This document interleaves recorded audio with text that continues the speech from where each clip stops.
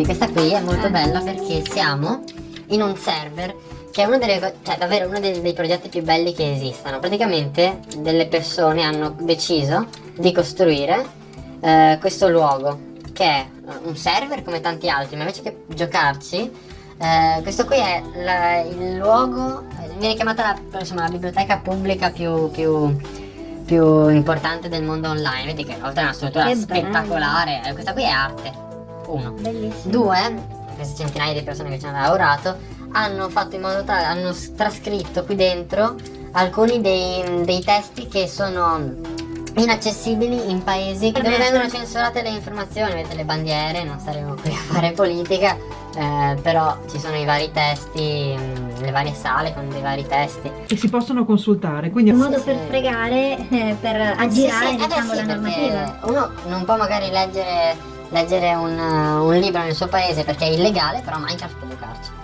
E quindi vedi, qua ci sono tutti, anzi questa qui è la sala d'onore dove i giornalisti uccisi vengono o uccisi, comunque hanno scritto i testi, vengono commemorati. Qua viene anche addirittura la biografia di queste persone. È stato trovato morto nel retro della sua macchina.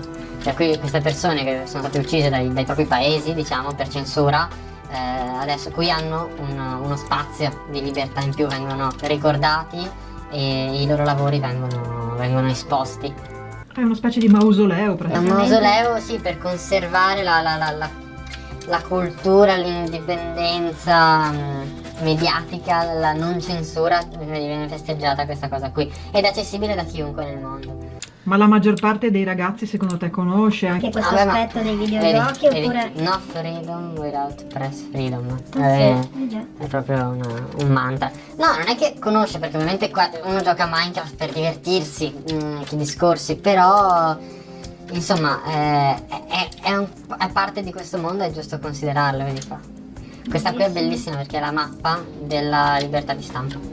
Bellissimo, veramente. Questa è la mappa della libertà di stampa. I paesi in cui c'è o non c'è libertà di stampa. Ovviamente dove c'è il nero. Nero peggio, bianco meglio, diciamo così, vedi. Cuba, Egitto, Italia gialla. Il Portogallo è molto libero, interessante.